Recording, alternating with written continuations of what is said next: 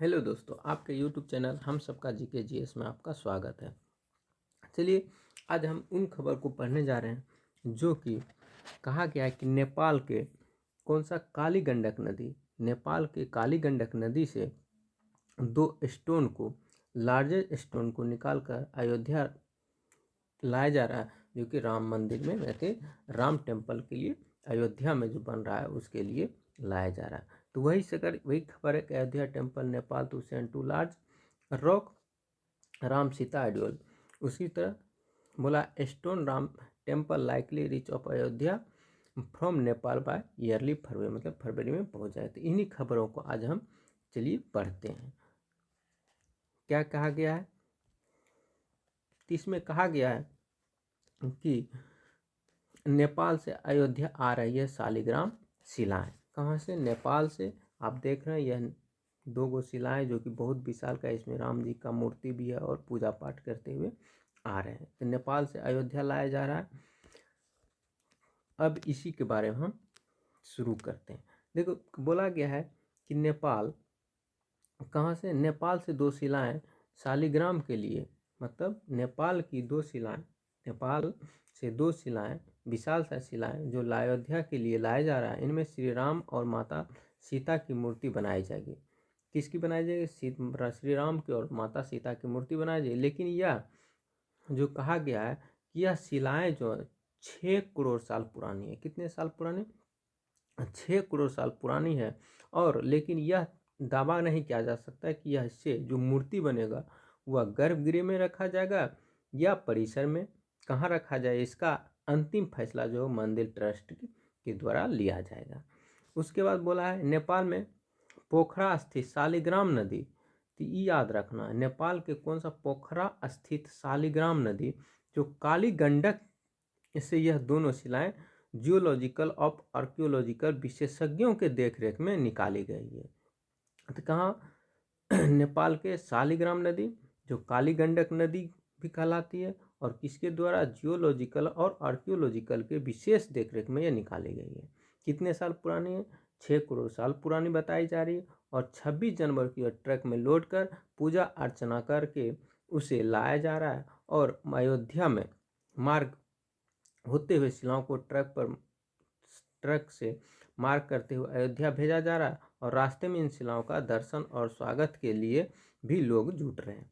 बोला जा रहा है इसमें एक जो पहला शिला है वो 26 टन का और दूसरा शिलाएं जो है वह 14 टन का, टोटल दोनों मिलाकर 40 टन का यह दोनों शिलाएं हैं। कहाँ से लाया जा रहा है?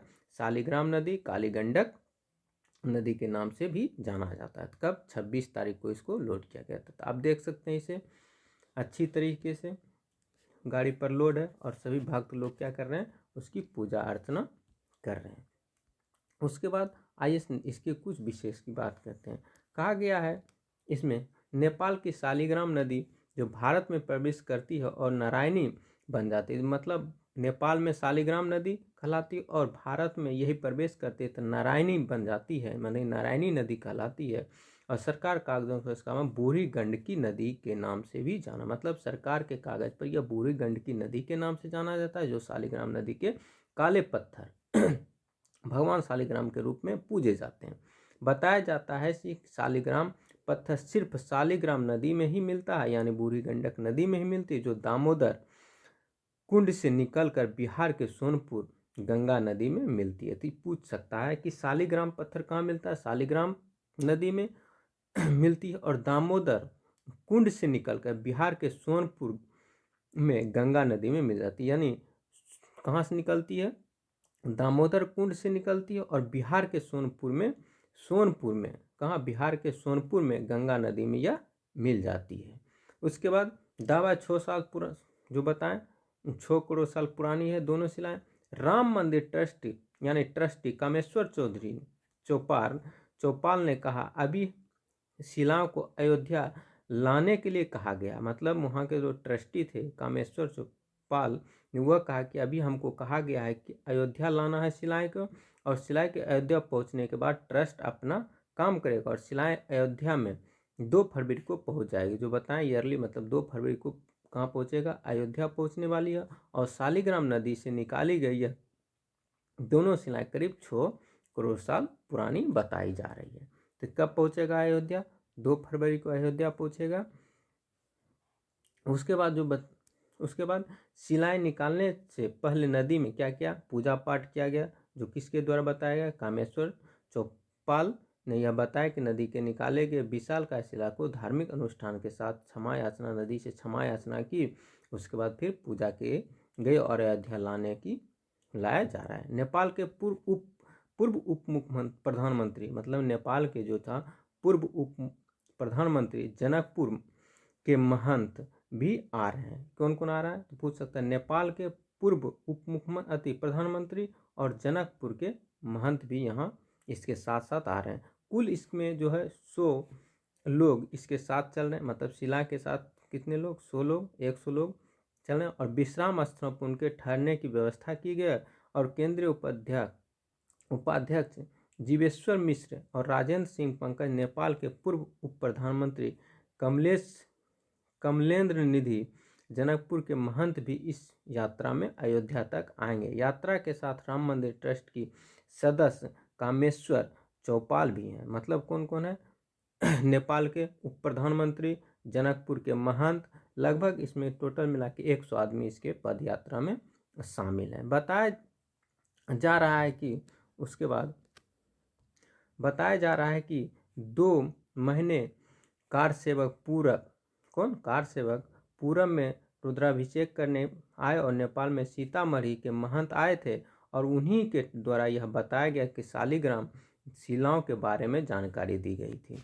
और इसके बाद शिलाओं को नदी से निकालने और अयोध्या लाने का कार्यक्रम तय किया गया। और अनुमानित यह बताया कि नदी के शिलाएं निकाली गई और 31 जनवरी को यूपी में एंट्री करेगी, मतलब यूपी पहुंच जाएगी। यह कहाँ पहुंचेगा? शनिवार को यह शिलाएं जनकपुर पहुंचेगा, शनिवार को जनकपुर पहुंचेगा और 2 दिवसीय अनुष्ठान होंगे। इसके बाद शिलाएं बिहार के मधुबनी, सारघाट, बेनीपट्टी होते हुए दरभंगा, मुजफ्फरपुर पहुंचेगी और फिर 31 जनवरी को गोपालगंज होकर यूपी में प्रवेश करेगी। और बिहार में 51 जगहों पर शिला का पूजा किया जाएगा। बिहार में कितने जगह पर? 51 जगह पर पूजा किया जाएगा किसकी? शिलाएं का। ये देख रहे हैं आप लोग, शिलाएं का पूजा हो रहा है। अब बात करते हैं करोड़ों साल पहले बनी नदियों को, उसके नीचे की शिलाएं उससे भी पुरानी है। मतलब जो करोड़ों साल पहले बनी नदी है उससे नीचे की शिलाएं जो उससे भी पुरानी है। यही कहा गया है शिलाएं करोड़ों साल पुरानी है। इस सवाल के जवाब में डॉक्टर देशराज कहते हैं, कौन? देशराज, कि करोड़ों साल से अपरदन यानी परिस्थिति बदलाव के कारण घाटी भरते भरते मैदान के रूप में होती है और इस कड़ी में अनेक नदियां और झीलों का निर्माण हो जाता है और इससे गंगा, यमुना, सरयू, गंडक आदि नदियां, इसी में गंडक की एक सहायक नदी कहलाती है। गंडक की सहायक नदी जो नेपाल में बहती है और यहीं को क्या कहते हैं? शालिग्राम नदी कहा जाता है। इसी शालिग्राम नदी से यह शिलाएं निकाली गई है। कहाँ से? शालिग्राम यानी गंडक नदी से जो बहती है वह नेपाल में बहती है और नेपाल में यह शालिग्राम नदी कहलाती है और जिसे बूढ़ी गंडक के नाम से भी जानते हैं। आगे हम बात करते हैं शालिग्राम शिलाएं से बनी राम जन्मभूमि की। बहुत इससे पहले भी यहाँ से जो मंदिर थी, नदी से शालिग्राम नदी से जो पत्थर निकला, इससे बहुत जगह पर क्या बना? मूर्ति पूजन हुआ, मतलब पुराने मंदिर बनाए गए हैं। जैसे कि पुरातात्विक अध्ययन में कई किताबों में लिख चुके हैं। देशराज अध्यक्ष ने कहा नेपाल की शालिग्राम नदी से काले रंग की एक विशेष प्रकार के पत्थर पाए जाते और धार्मिक मान्यता इन्हें शालिग्राम भगवान का रूप कहा जाता है, क्योंकि यह थोड़ा सांवला होता है पत्थर, इसीलिए इसे शालिग्राम भगवान का रूप कहा जाता है। क्योंकि प्राचीनतम में मूर्तिकाल के इस पत्थर को इस्तेमाल किया जाता है। बताते हैं शालिग्राम पत्थर बेहद ही मजबूत होते हैं, इसीलिए शिल्पकार बारीक से बारीक आकृति इसमें उखेड़ सकते हैं। और अयोध्या भगवान राम की शामली प्रति इसी के तहत शिला पर बनी राम जन्मभूमि के पुराने मंदिरों में कसौटी के अनेक स्तंभ इन्हीं शिलाओं से बने थे। अब बोल रहे हैं हिंदू धर्म में शालिग्राम का विशेष महत्व क्या है? तो बोला जाता है विशेष महत्व यह कि जीवाश्म पत्थर है। बताया जाता है कि 33 प्रकार के शालिग्राम है। कितने प्रकार के? टोटल 33 प्रकार के शालिग्राम होते हैं, जिनमें 24 है। 24 प्रकार का जो भगवान विष्णु के अवतार से जोड़कर देखा जाता है। मतलब 33 में 24 को किसके? भगवान विष्णु के अवतार से जोड़कर देखा जाता है। क्यों मान्यता है कि जिस घर में शालिग्राम के पत्थर होते हैं वहाँ शांति बनी रहती है और आपसी प्रेम बना रहता है, क्योंकि माता लक्ष्मी की कृपा सदैव बनी रहती है। किसमें? शालिग्राम की उपस्थिति लक्ष्मी जी का आकर्षण करती है, क्योंकि शालिग्राम किससे समर्पित है? विष्णु भगवान से समर्पित है। इसीलिए अब शालिग्राम पत्थर की कुछ कथाएं के बारे में भी जब चर्चा कर लेते हैं। शालिग्राम पत्थर की बात किया जाए तो धार्मिक मान्यताओं के अनुसार कहा गया है विष्णु के विग्रह अनंत और निराकार स्वरूप है। कितने हैं? अनंत और निराकार स्वरूप है। शालिग्राम कहा जाता है जिन्हें शिव की पूजा शिवलिंग के रूप में की जाती है, उसी तरह भगवान विष्णु की पूजा शालिग्राम के रूप में की जाती है। मतलब जिस प्रकार शिव की पूजा शिवलिंग के रूप में, उसी तरह भगवान विष्णु की पूजा शालिग्राम के रूप में की जाती है। पुराण में भगवान विष्णु के शालिग्राम स्वरूप के बारे में वर्णन मिलते हैं। पौराणिक कथाओं में कहा गया है कि भगवान विष्णु भक्त देवी वृंदा, कौन था? देवी वृंदा, जो कि साधी जलंधर नाम की एक राक्षस है, ये बहुत ज़्यादा जाना था। जलंधर और वृंदा, वृंदा पत्नी, चलो जलंधर क्या था? उसका पति, जो एक राक्षस हुआ करता था। लेकिन देवलोक में अधिकार करने के लिए क्या किया? जलंधर ने देवताओं को कष्ट देना शुरू कर दिया और अपने बल पर अहंकार और पार्वती की पत्नी, जो कि शिव की जी की पत्नी पार्वती को पत्नी बनाने के हट ठान ली और कैलाश पर्वत पर आक्रमण कर दिया। मतलब कि जलंधर ने कहा क्या? पार्वती मतलब कैलाश पर्वत पर आक्रमण कर दिया और पार्वती को अपनी पत्नी बनाने के लिए कैलाश पर्वत आक्रमण कर दिया। और देवी वृंदा ने यह जानती थी कि भगवान शिव से जलंधर जीत नहीं पाएगा, इसीलिए पवित्रता के बल पर वह संकल्प लेकर तपस्या करने बैठ गए, क्योंकि जलंधर युद्ध में जीत कर नहीं लौटेंगे तब तक वह अटल क्या रहेगा? अटल रहकर, मतलब कि खाना पीना त्याग कर और व्रत में रहेगी, जिसे देवताओं के लिए जलंधर को पराजित करना कठिन होगा, क्योंकि वृंदा जो थी वह सती थी जलंधर के रूप में। इसीलिए उसके बाद ऐसे बने भगवान विष्णु और शालिग्राम। तो जलंधर के बाद उसके बाद वृंदा ने है ऐसी है पति को देखा और पूजा से उठ गए। मतलब अब विष्णु भगवान क्या किया? विष्णु भगवान अपने जलंधर का रूप धर के यहाँ आ गए और चरणों को स्पर्श किया। इससे ही वृंदा संकल्प टूट गया और जलंधर की मृत्यु हो गई। जब जलंधर की मृत्यु हुई तब देवताओं ने काट दिया और वृंदा के महल में पहुंचा दिया, उसके सर को पहुंचा दिया। वृंदा के पति का कटा हुआ सिर देखकर सामने भगवान विष्णु ने अपने पति के रूप में पाया तो क्रोध में उबल पड़े और भगवान विष्णु भी अवाक होकर अपराधी के समान वृंदा के सामने अपने वास्तविक स्वरूप में आ गया। और वृंदा ने क्रोध में आकर भगवान विष्णु को शाप दे दिया कि वृंदा ने शाप दिया कि भगवान विष्णु काले रंग के शालिग्राम पत्थर बन जाएगा, मानी पत्थर के रूप में भगवान विष्णु हो जाएंगे। तभी भगवान विष्णु ने पत्थर के रूप में चारों ओर हाहाकार मच गया, स्पष्ट व्याकुल होने सभी देव देवता लोग क्या हो गए? भयभीत। तब शिव सहित सभी देवी देवताओं ने वृंदा के साप वापस लेने को कहा और कहा कि समर्पित करके भस्म पर लगा लिया। और वृंदा ने यह साप को वापस ले लिया और स्वयं को अग्नि के समर्पित, और वृंदा क्या हुआ?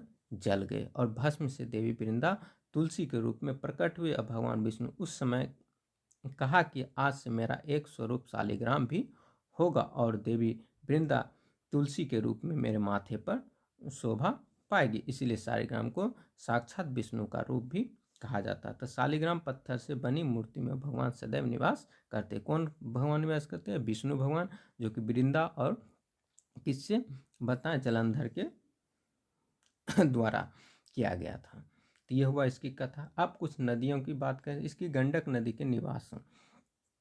अगर गंडक नदी के निवास की बात करते हैं, गंडक नदी में निवास करते हैं शालिग्राम, क्योंकि वृंदा के शाप से मुक्त होने के बाद भगवान विष्णु ने देवी वृंदा को यह भी वरदान दिया कि तुम सदैव धरती की गंडक नदी के रूप में बहती रहोगे और तुम्हारा एक नाम नारायणी भी होगा। तो इसीलिए वृंदा का नाम क्या हो गया? एक नारायणी नाम हो गया। और जलंधर में भी यह शालिग्राम शिला के रूप में निवास करूंगा, क्योंकि तुम मेरे सदैव प्रिय रहोगे। और भगवान विष्णु के द्वारा दिए गए इसी वरदान के कारण शालिग्राम शिला गंडक नदी से ही मिलती है। कहाँ से मिलती है? हर समय गंडक नदी, जो कि नेपाल में बहती है। कहाँ? नेपाल में है यह कोसी, यह यह हो गया गंगा, और यह गंडक रिवर हो गई, जहाँ की यहाँ नेपाल में।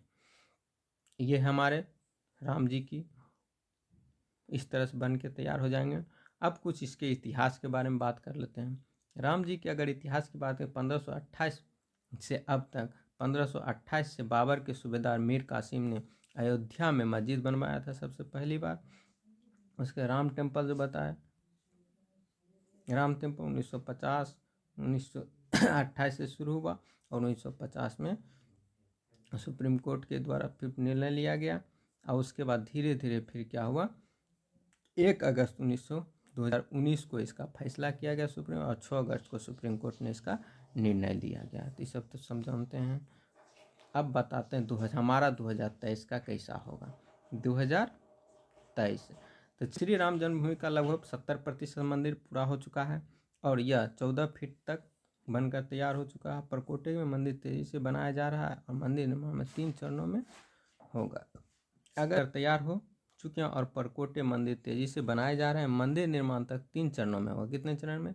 3 चरण। पहला चरण 2023 तक पूरा होगा, दूसरा चरण 2024 तक और तीसरा चरण जो 25 तक बनकर तैयार हो जाएगा। यानी हालांकि 24 जनवरी 24 में मंदिर दर्शन पूजा के लिए शुरू किया जाएगा। मतलब जनवरी 24 में हम लोग दर्शन कर सकते हैं श्री राम मंदिर का। अब राम मंदिर के कुछ और भी, राम जन्मभूमि के क्षेत्र तीर्थ ट्रस्ट के सदस्य 1989 में श्री राम का सबसे पहला शिलान्यास किया था। और कामेश्वर चौपाल ने बड़ा खुलासा किया कि उन्होंने साफ तौर पर कहा कि मंदिर निर्माण के लिए अभी जो जमीन मिली है वह 108 एकड़ तक बढ़ाया जाएगा, क्योंकि हिंदू पवित्रता के आधार पर 108 जो है 108 अंक माना गया है कि ट्रस्ट के सदस्यों के बीच सहमति बन चुकी है। और इसके साथ यह तय भी परिक्रमा के लिए 6 एकड़ परिधि में मंदिर का परकोटा बनाने जो था उसको बढ़ाकर कितना किया जाएगा, 8 एकड़ में बने। परकोटा कितना, पहले 6 था, अब 8 और 108 एकड़ जमीन को बढ़ाया जाएगा। राम जन्मभूमि परिसर को बढ़ाया जाएगा। दरअसल सुप्रीम कोर्ट के आदेश के बाद अधिग्रहण 67.703 एकड़ भूमि राम मंदिर के निर्माण के लिए नवगठित किया गया था और जन्म क्षेत्र के सौंपी गई थी। मंदिर निर्माण के साथ ही ट्रस्ट उस भूमि से सटे हुए कुछ मंदिर का निर्माण भी खरीदा, जिससे श्री राम जन्मभूमि परिसर के दायरा बढ़ा दिया। और फिर उसके बाद सदस्य और आंदोलन के दौरान 1989 में मंदिर का शिलान्यास करके कामेश्वर चौपाल को माने तो धीरे धीरे श्री राम जन्म परिसर 108 एकड़ तक बढ़ाया जाएगा। कितना? 108, जो कि समाज हिंदू के बार 108 माना जाता है, पवित्र माना, क्योंकि श्री 108 यहाँ। तो उसी कामेश्वर चौपाल ने कहा, ट्रस्ट के अधिकतर सदस्यों की भी यही भावना है कि मंदिर को 10 एकड़ तक बढ़ाया जाए, मतलब 108 एकड़ तक बढ़ाया जाए, जो शुद्ध अंक माना जाता है हिंदू के श्री 108 परिक्षेत्र के द्वारा। तो कितना बढ़ाया जाएगा? 108 तक इसको बढ़ाया, 108 एकड़ तक बढ़ाया जाएगा। अब ट्रस्ट के सदस्य कामेश्वर चौपाल ने और भी बताया, क्या बताया कि श्री राम जन्मभूमि जो था तीर्थ ट्रस्ट क्षेत्र के सदस्य कामेश्वर चौपाल ने कहा कि संपूर्ण भावना मन से ही हम लोग क्या करेंगे, जो सीमा क्षेत्र है, सीमाएं नहीं होती है हमारी, और अधिकांश ट्रस्ट के सदस्यों की आकांक्षा है कि हिंदू समाज और पवित्र अंक 108 माना गया है। हमारे पास अभी भी जो उपलब्ध 108 एकड़ भूमि की जाए, इसके लिए लोग प्रयास करते रहेंगे और प्रयास में विनय ही रहेगा। इसमें किसी को दबा या किसी को सताने या प्रताड़ित करने का भाव नहीं। माने जो हमको अगर स्वेच्छा से दे देगा ठीक है, नहीं देगा तो भी क्या है, ठीक है। श्री राम मंदिर के चारों ओर जो 1 किलोमीटर लंबाई में परकोटा बनाया जा रहा है वह 6 एकड़ भूमि में बन रहा है। अब इन्हें बढ़ाकर 8 एकड़ भूमि की परिधि में बनाया जाए। पहले 6 था, अब कितना करेगा,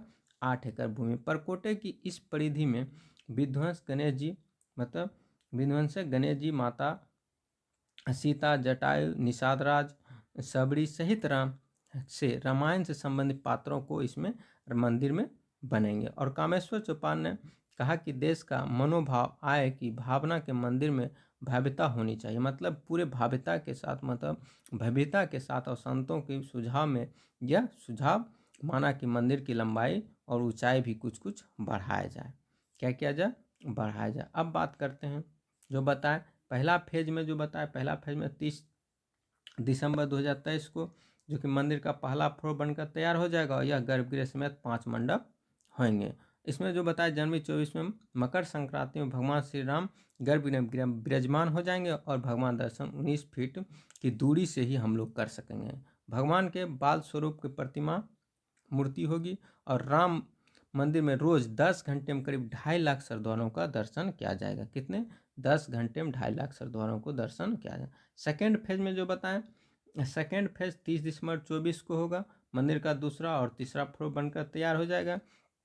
कभी कलात्मक कार्य छोड़कर, मतलब जितने भी कलात्मक कार्य छोड़कर बाकी पूरा हो जाएगा। दूसरे फ्लोर में भगवान राम का दरबार बनेगा, जहां माँ जानकी तीनों अनुज और हनुमान जी के तिरंगे हाथी हनुमान जी विराजेंगे और तीनों फ्लोर श्रद्धालुओं के लिए नहीं जा, मतलब तीसरे फ्लोर पर श्रद्धालु नहीं जा सकेंगे। थर्ड फेज जो बताएं, तीसरा फेज 30 दिसंबर 2025 जो आखिरी फेज होगा और अंतिम फाइनल से पूरी तरह से आकार ले लेगा कब थी, मतलब 2025 में। अब बात करते हैं इसकी लागत की अगर बात किया जाए तो ये 1800 करोड़ रुपया में बनेगा, जो कि राम मंदिर के निर्माण पर 1800 करोड़ रुपया के खर्च होने की अनुमानित है। कितना? 1800 करोड़ रुपया। लेकिन अगर बात किया जाए इसके शुरुआती खर्च, तो शुरुआती खर्च जो था मात्र 500 करोड़ रुपया थे। यह मंदिर में श्रद्धालुओं के 9000 करोड़ रुपया का दान मिला है, जिसमें देश भर के श्रद्धालुओं ने राम नाम की कई ईंटों पर भेजा गया, जो कि इसे ग्राउंड में इस्तेमाल किया जा रहा है। उसके बाद गोल्ड ब्रिक सब का भी भेजा गया है।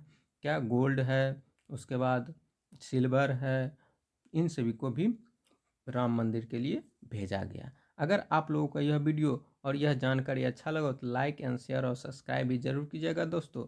जय हिंद, जय भारत। और एक बार बोल दें जय श्री राम।